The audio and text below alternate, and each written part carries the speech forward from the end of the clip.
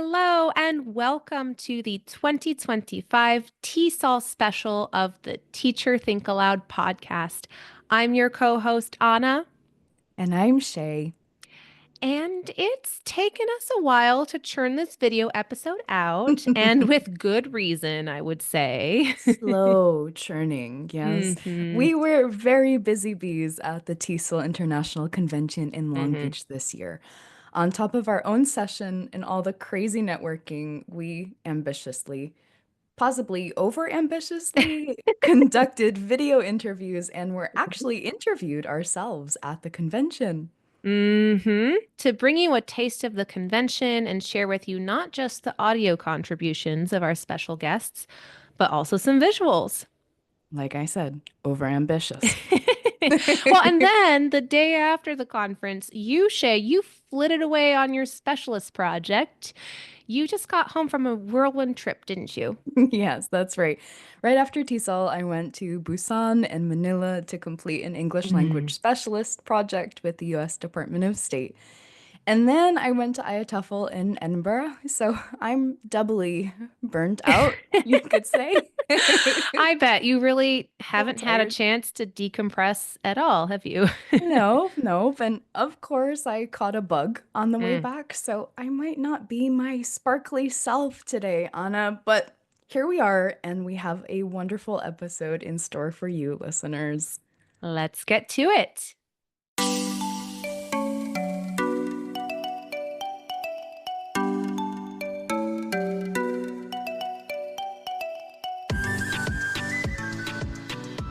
So, I mentioned we interviewed conference attendees on the ground, and we had a very special videographer, our very own podcast guest, Joe Voights. Shout out to Joe, our biggest Woo! fan and truly talented photographer, videographer, storyteller, and educator. Check out his work at joevoigts.com. That's JOEVOIGTS.com. And this year, we really wanted to integrate video from the conference into our recap episode, but we did run into some challenges. Yeah, we did interviews with convention attendees each day, and unfortunately, we had some issues with our audio on the last hmm day, so we may not have sound bites for all of our wonderful interviewees. Aw. But we'll be sure to represent their insights as best we can. Overall, I'm just really excited to share this with you all, aren't you, Anna? Definitely. So let's start off with our first friend of the podcast, Richard Silberg, and his takeaways for the conference. You may remember Richard from episode 30 on drama in the classroom. Richard is based in Berkeley, California, and is just wrapping up a materials creation project for the US State Department in the country of East Timor. Let's hear what sessions stood out to Richard. It's shameless self-promotion for you, but the Oh, session I got the most out of so far is working on professional development. What was the title of your workshop? Pause and reflect, Right. creating a sustainable PD plan. Right.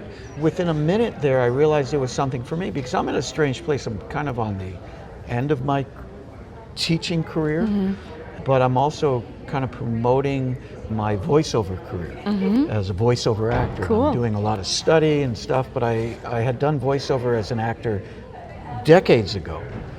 But I realized that I have a unique brand, which is the connection of education and storytelling and voiceover. So during your workshop, I constructed a plan of action that I implemented right away, which is to go to the expo hall and to find publishers and figure out my elevator pitch. So sweet of Richard to bring up our session. it was a lot of fun, wasn't it? It was great. A nice balance of quiet reflection and joyful collaboration. We had, what, 40 attendees? Around 40, yeah. Mm. And really, we just made space for participants to reflect on how they use reflection in their professional development and to set some goals for the convention and for the future. The I loved it. timing of it was great on the first day, and we really loved seeing the connections that people made during our session. Actually, the best part of this conversation with Richard happened before we were officially rolling, in my opinion. So let's hear Shay's informal chit chat with Richard before the cameras were rolling. Oh. If you had to choose a beverage that represents your mood right now, Mood. what beverage would you be? Well, I need coffee, but that's not my mood. That's not the question. I know. It's something with an umbrella in it. You know? You know, and a pineapple. Why is You know, that? I hate those drinks, but that's my mood. Are you feeling Giddy. vacationy? Oh, Yeah, great. vacationing, a Okay. little bit. I like it. And in many ways, you know, it is because there are people I see only once a year here that I feel kinship with, Yeah. kindred spirits. Yeah. I think it's what do you love most about TESOL? Yeah. Is the 2 workshops I went to. They were great presenters, Joe and you and Anna, fantastic presenters, but also when you turn and talk to somebody and you share your story or you listen to their story, you have these like little micro interactions that blossom. Love that. Micro interactions that blossom. Oh my gosh, it's like a poetry. It's like a poetry book, isn't it? Yeah. Well, it was great to make new friends in sessions and in the convention hallways. Yes. And speaking of friends, we saw our friends from Ellie and spoke with founder and CEO Ben Buchwald. My name is Ben. My last name is Buchwald. I'm from Canada, Winnipeg, Canada. I taught English in Japan for 5 years in the 90s, 97 till 2002. And now I run a business called Ellie. We used to go by the name ESL Library, and we changed the name a couple of years ago. I started the business in Japan when I was teaching there, and it's a subscription-based content platform for English teachers. It's been around for 23 years now. How are you feeling right now, Ben, being here at TESOL 2025? How's it going? Feeling great. It's Yeah. good to be amongst all my friends. I meet so many people here, and we end up building these like sort of lifelong relationships. Been coming here since 2006. Every Okay. year since 2006. I can name every one of the conferences and every one of the cities I'm in. And some of the people that we met like back in 06, I still see today at the conference. Very nice. 19 years. And now you're part of that group of friends of ours, friends of Ellie, that we've come to know after the last couple of years. The TESOL convention truly has been a great way for us to stay connected with our friends at Ellie. They're some of the nicest people we know, a team of former English teachers dedicated to creating engaging content for learners. And their content library is just chock full of fantastic ready-made lessons, flashcards, and videos for teachers to use in their curriculum. And they even just came out with a new app, English app by Ellie. Yes, such an exciting announcement this month. As you may already know, Ellie sponsors this podcast. So here's a little bonus for you listeners. Ooh. If you're an independent teacher or paying for your materials out of pocket, you can use our podcast's exclusive discount code, Think-Aloud, to save 15% off your first membership term.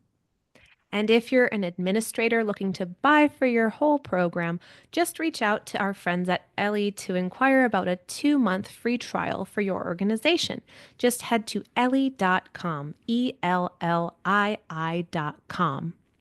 Good spelling, Anna. Yeah. Now, so far, we've only shared interviews with old friends, but we also interviewed lots of new friends at this convention.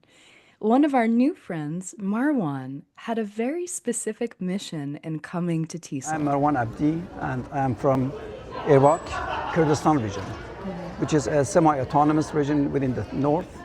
So we have got our own government, our own Ministry of Education, and sort of independent system. Basically, in our region, we have a community of educators that is underrepresented. I felt that we need to resonate the voice of the Kurdish people throughout the international arena. That's why we established TESOL Kurdistan, and it is now recognized as an affiliate of the International TESOL Association, and also of the TEFL in Britain, yeah.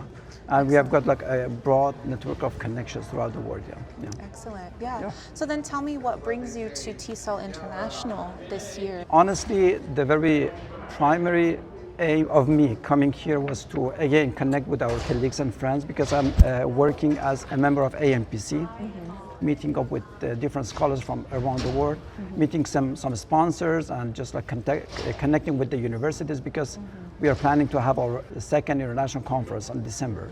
I think one of the visions of the TESOL International Association is to make that connection between communities throughout the world and just giving a space to the underrepresented.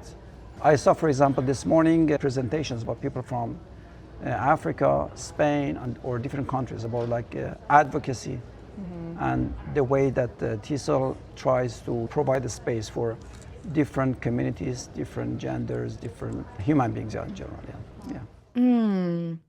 Providing space for different human beings, for the underrepresented. It's incredible what Marwan is doing.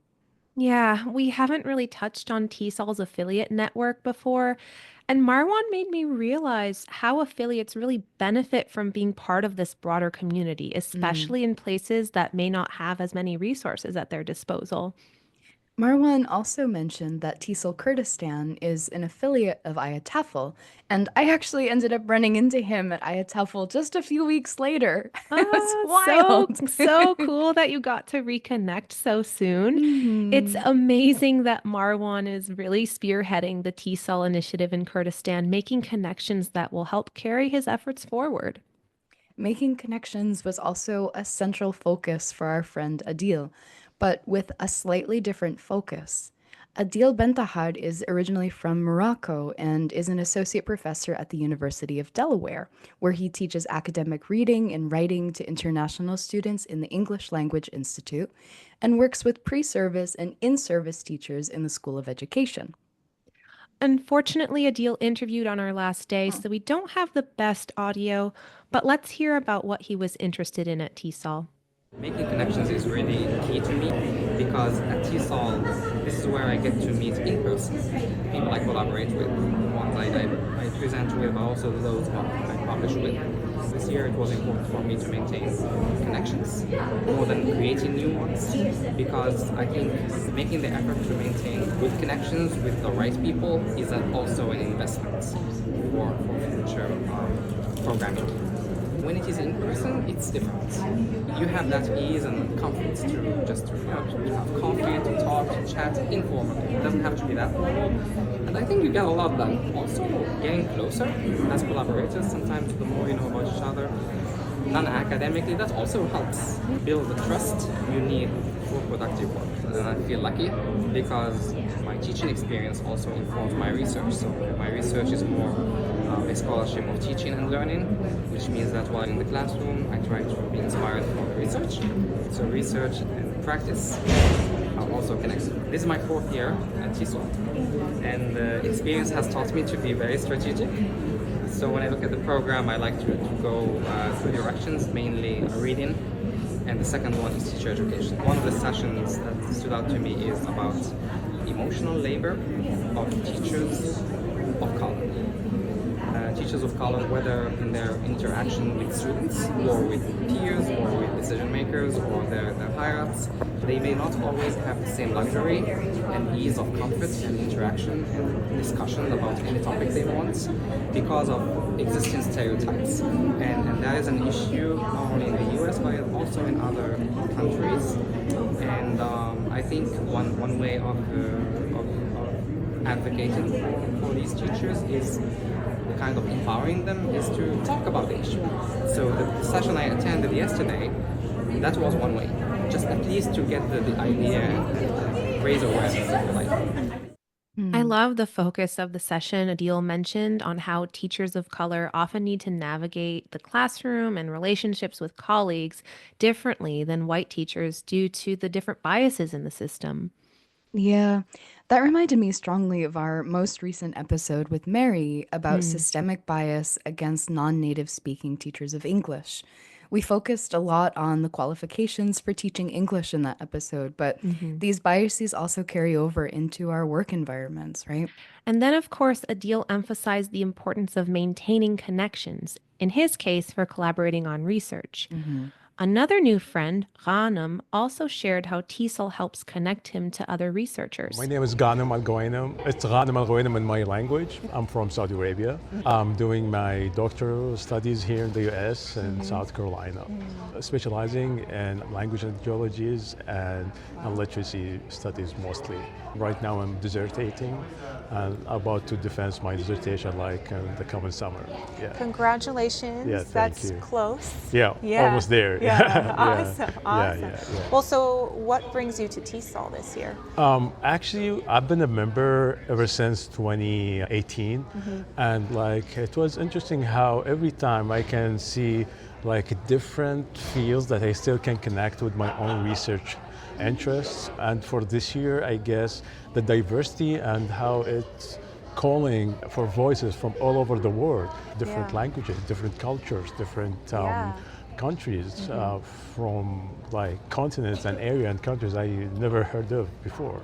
Today I was presenting, so I had I was just coming from my own presentation, so I had a lot of takeaways on my own presentation, and it was really engaging. And the other presenters were also, one of them was from Brazil, and the other was one from Vietnam. So you can see the diversity already is going on. We're actually from different countries, from different backgrounds, but we're focusing on similar areas. That's one of the things that really you can't help but to admire how this conference is bringing everyone and still within the same field and the same areas. Absolutely. Yeah, there are people from all over the world here. That's true. Your conversation with Ghanem really reflects what TESOL President Deborah Suarez said in our episode a few months ago. The world comes to TESOL. We got to meet people from all over during these interviews, didn't we, Anna? Sure did. The next few guests we interviewed really highlighted this point as well. My name is Marianne Miller. My pronouns are she, her. Location is Pickerington, Ohio. And my teaching context, 25 years in EL. I have taught from kindergarten up to adults, and currently am an English learner coach in our district. On Thursday, before conference, we celebrated our 1,000th student coming in as English learners in service. I started with 13. I was the first English learner teacher in our district 25 years ago. And I started with 13 students. Wow. So yes. It's grown exponentially then. It has. It's been incredible. How are you feeling, Marianne? How's it feeling being here? I'm always energized by TESOL conferences. Our state one, and this is my 4th international TESOL conference, and I just love it. I really do. The exchange of ideas is just incredible. And then just being able to speak with other people from all over the world and how they are doing things. I love it. I love that. And being able now in the coaching position to take that back to our district. Our teachers have been screaming for some kind of formative assessments where they can progress monitor. Found an incredible program that we could buy into. Yes. Amazing. Yeah. Are there any themes that you're looking for besides looking into formative assessment? Helping sight students. I just sat through an incredible presentation. Teachers monitoring the productive language, the speaking and the writing of students who are emergent, and then doing a comparison between those who come with education and those who are coming from countries where they have not been involved in education. And that was really, really insightful because they have to jump through different hoops when you come at that age level. We want to make them successful in society and have a life full of joy. So helping them get there. My name is Nora. I'm from Colombia.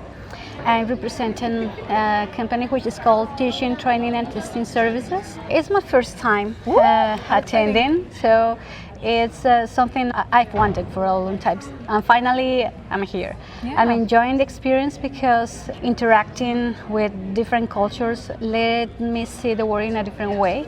And the common thing is that we are all interested in teaching English and in doing our best as English teachers. What I love is that it doesn't matter where you're from, who you are, so you just approach to people and start talking to them instinctively. So it's a good place to meet new people. Yeah, I love that. Everyone is coming together behind a common goal, a common mission, a common love for teaching. So why don't you tell me a little bit about some of the sessions you've been to? What stood out to you? Do you have any takeaways?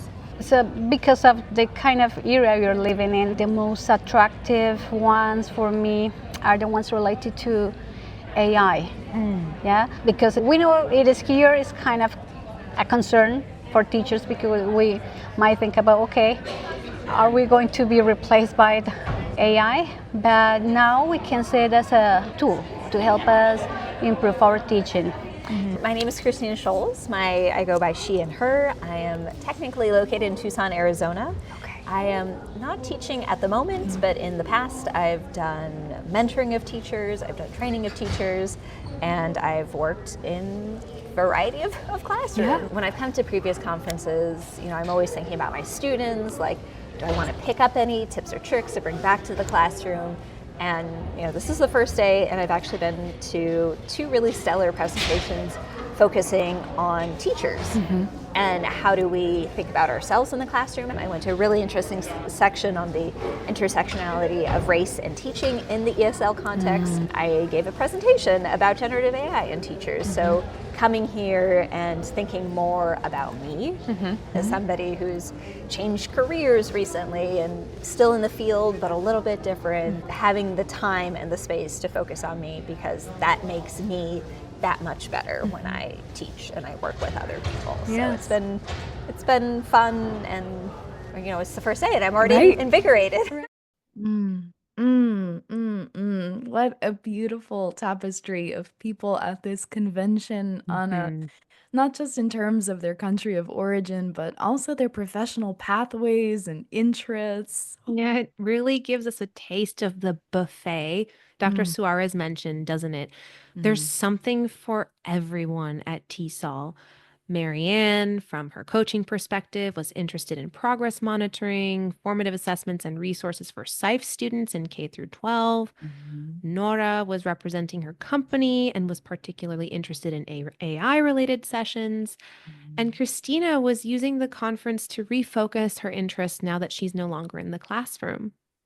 I'm glad both Nora and Christina gave a nod to AI. It's still going strong as a theme at TESOL. Apparently, most AI sessions were standing room only. And for more on AI, the DSOL podcast recently released their own TESOL recap episode on the 10 questions teachers asked them the most about AI at TESOL. Cool. Yeah, great episode. Go listen to it after you finish watching our episode. Yes, right? definitely Stay do. here. Yes, we've actually finally got to meet our DSOL friends at TESOL this year too. We've been chatting with Ishel and Brent online for so long. It was just great to see them in the flesh. It was. Another guest, Hari from Chandigarh, India, had several takeaways regarding AI. In particular, he mentioned how important it is for teachers to be aware that they are propagating values, not just learning. And so the way we frame AI in our classrooms really has an impact on students' approach to AI use, their ethics, their values around AI. And when you asked him about how he was feeling at the conference, he had a clear message. Fantastic. Great feeling. Thank you very much. I love how positive Hadi was. And this optimism, I think, was another theme of the conference, at least for me. I agree. The past few months have been very challenging for US-based educators, I would say. But the TESOL convention was really a ray of sunshine in a difficult time. Connecting with people who care about the same things as us can be really restorative. And that, I think, was the takeaway for several of our guests. Let's hear from our new friends, Karina from Provo, Utah, and Janine, who we spoke with on the last day. This is my 6th TESOL convention, but it's really fun to just see old faces, people I met over the years at our local affiliate, but then also at the international convention. So we had a big dinner last night with people that we've known from over the years, and it was just really fun to celebrate with everybody and see where everybody's at now. They've moved on to different states, different countries, but we all staying connected through the conference. We get really caught up in our own little context, and we forget to look outside to what K-12 is doing, what the community ed is doing, what they're doing with refugees, and we can learn so much from each other just by going to different intersection meetings. My name is Janine Dara. My pronouns are she, her. I currently am a professor of ESL and English teacher education at the University of Idaho. I am feeling very energized. It's so great to learn and be around other folks who care about the same things that I care about. Teaching can be really isolating and teaching can be difficult. And so when we can step away from our classrooms and join together and encourage one another and support one another and keep building these professional and personal relationships, we come back stronger and better for our own students as well. So true. I think both Karina and Janine hit the nail on the head when they said that we get caught up in our own context and can feel isolated. And Karina mentioned this big dinner she and her colleagues had. It made me think of our lovely dinner that you and I hosted, Shay, on the It was last day lovely, with some of our yeah. podcast guests. Oh my gosh, what a great group. That was probably my favorite night. We were all so tired. Yeah. It was the last day, Friday, but that dinner really calmed me and recharged me, and it really felt like a reunion of close friends. It Glorious. did. I think this idea of community, of teachers supporting teachers, really is the main theme of this conference. Another new friend, Zakia, brought up how she felt supported. Zakia Baker. I am from Maryland. I teach in Oxon Hill, Maryland. Pronouns she, her. I am a special education teacher. This is year 6 for me. So, yeah. I've been in it for a while. So I am feeling a little exhausted, but also I feel like I'm still trying to process all of the information that I'm learning. But I also feel supported and empowered and heard. My principal is always teasing me like, oh my goodness, your empathy is getting in the way. Like, you know, that's, you know, a blessing and a curse for you. So I just left some really good sessions where they actually, you know, tell you to use your empathy. Your empathy is a good thing. It's not, you know, it's not a bad thing. It's not your downfall. So I'm feeling a little supported. I'm feeling inspired. A little validated for that empathy Yeah, too. exactly. Yeah, because empathy can be very exhausting, but it also is Challenging. our superpower. Yes, yes. Yeah. And it always gets the best of me, but also I think it helps for me to build a good rapport with my students. And so it's just nice to be around people who also think that way. Yeah, absolutely. Tell me a little bit about the themes that you have observed here. So I think advocating would be a really big theme. I've been going to more of the social emotional sessions, and we are just we're being given information about what it means to really advocate for your students and how to advocate for your students who don't necessarily speak the same language as you or who are learning. I agree that so many teachers can get burnt out by their empathy. Yeah. We all care so much about our students and about each other, but I'm glad that Zakia felt empowered. Yeah. She also mentioned that advocacy was a theme at TESOL this year, and this is not actually the first time it's come up with our guests. Let's hear from our repeat friend of the podcast, Rosemary Colon, who teaches at Mukogawa U.S. campus and is based in Spokane, Washington. I think the biggest one is community. Lots of things happening around the world and in the States, whether it's the new tech thing that we're going to use in a lesson, or hey, my student really needs help with civics because they're dealing with a status situation, or, oh my gosh, I don't know what to do. How do we find out the know your rights things? Just talk to people. Yeah. Right. Yeah. And I mean, you mentioned earlier the current climate right now, I think, has us all reaching for community and just wanting to feel united in our shared mission of supporting English language learners in the States. So have there been any sessions or organized events that support this community building aspect? I went to one this morning with Sumata. It was just so soothing and hopeful, and the title of her session had heartbreak in it, and it just, but it also, everyone left out of there just like, it was like a little bit of peace and everything, and having these things kind of helps you revive and feel inspired. Right, I think we're all a bit idealist, right? I mean, how we work and the populations that we work with. I'm glad Rosemary brought up the current climate. I think it's important to acknowledge that teachers in the US are feeling pretty tense is the word, I guess. I don't know what the word is. It's really rough right now.